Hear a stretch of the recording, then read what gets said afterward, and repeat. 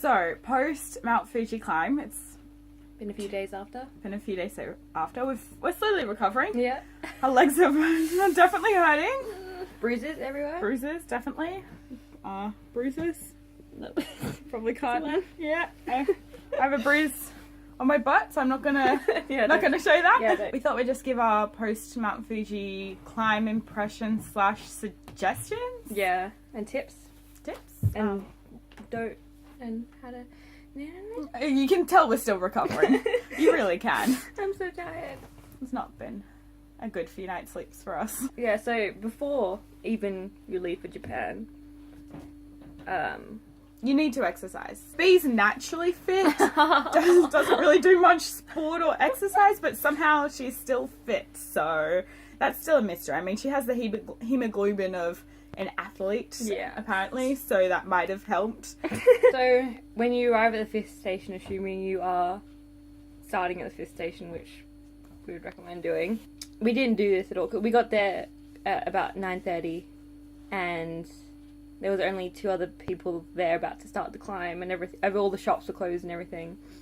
But what we should have done was we should have done some stretches before we started heading up. We were just like, no, we're not going. We're just going to pay the donation and we're going to walk up straight away. And the donation is 300 Yen each, roughly. Do some stretches before you leave, and don't start the climb so late at night.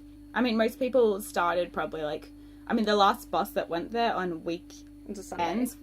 weekends was something like 7:30. So definitely get to Kawaguchiko Station before then, and definitely start as early as possible, because we took 11-12 hours climbing, and we were that bullet climber that just did all in one go. We got a booklet at the beginning when we paid the donation that we didn't read it all until yesterday. It was like, don't bullet climb, and basically had all these rules that we didn't follow at all. Yeah, we broke a lot of the rules. Like, you're not supposed to hold on to the change or the ropes. guidelines, I guess you could call them. We used them a few times to help us around the place. Mm-hmm.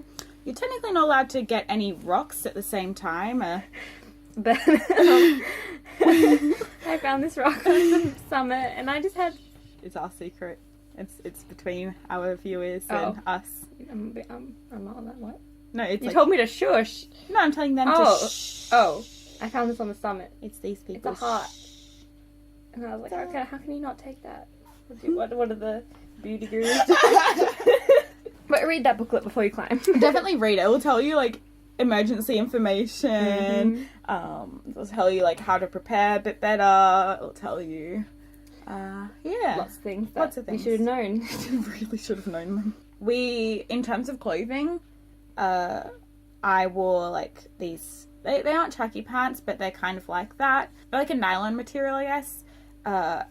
My ski parka, a fleece jumper, and an exercise top, and some woolen socks and some walking shoes. At times I did get a bit cold. I had thermy pants on, but as my first layer, and then my second pants layer was just some running pants.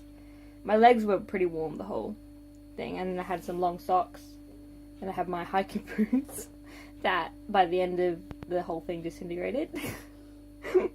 And for top I had thermies, jumper, then ski jacket, and I also had gloves, a beanie, and a neck warmer / face mask. Also, tips that we found on the actual mountain, try and have your hands free as much as possible, because there'll be times that you're actually rock climbing. Picture those rock climbing walls at your local place, and we were literally doing that. We're finding grooves and trying to hold on. It wasn't vertical, but it was that, but it was quite steep. Starting off going down is difficult. Very difficult. And you go kind of slow, but you get the hang of it, and it becomes a rhythm, and you just go down. Also, on the way up and down, there's bathrooms, and they're about 200 Yen each, and the one at the summit is 300 Yen. Definitely go to the bathroom before the 9th station, because the bathroom at the summit's very bad. The ones at the other stations aren't as bad, so it's better to, go at the other ones. I mean, unless you want to say you went to the bathroom on top of Mount Summit. Which on top Mount of Mount Summit. On top of Mount Sorry. Fuji. On the top of Mount Fuji. Mm. We both did, Mm-hmm. which was kind of interesting. I love it. But this one's not as fascinated by it. No, Whatever. really. Yeah, just make sure that you eat enough and bring food with you, because that was one of the main reasons of my not being able to As you can recall climb earlier. was constantly being hungry and very quickly burning off all the food that I ate. Because we were tired, I think it made it Mm. even worse. To put into perspective, we ate about 6 protein bars between us. I also had a rice bowl at the start, and I also ate before I took off. So definitely bring more than that. Obviously, like, because like celiac and gluten tolerant, we couldn't really take much up. So prepare better. Don't prepare protein bars like us. And you can get like really, really long walking sticks that I kind of wanted to get, but then I was like, nah, it's a bit stupid to get. But we did get these small little sticks that from the 7th station we got these, and I think it's a cute little memento. It's easy to pack as well. Yeah, and And they've got different colour strings, so guys, don't worry. Pink is not the only option. There was also blue. almost all the blue was gone. Yeah, there's only one left and like 3 or 4 pinks left. Yeah, so we've got 7th station stamps and Summit stamps. We didn't bother getting any other stamps. It was so late. I think you had a to- few of them were close as well. Yeah, and you have to pay to get the stamps done. It's about 300 N, so $3 Yeah. for 2 stamps. I mean, which is alright. But we just wanted to prove that we got to the top. Plus, if you had like a big walking stick, there'd be more room for it all. But we Mhm. only bought the small one. It smells really nice too. It smells like burnt wood. Mm. Don't think it's an easy hike.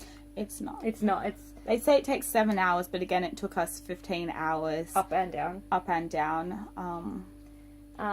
Take your time. Don't rush going up. Oh, it'd be 10 hours up and down. That they'd expect you to be. Oh, yeah. So we took 15. It's supposed to be 10. Yeah, I think it's definitely if you're able to do it, I think you should do it. It's a really good experience. I mean, try. Even if you can't make it all the way up, you can. There's still options to come down at any point. So it's not once you're in it, you have to do it. As you saw, one of our friend dropped out. So yeah, that's always an option. if you have any questions, leave them in the comments. We'll answer them We'll as do our diligently as best. possible. We'll do our best to answer them. And if you're climbing Mount Fuji, have fun. Have fun. It's a good experience. Should we cross?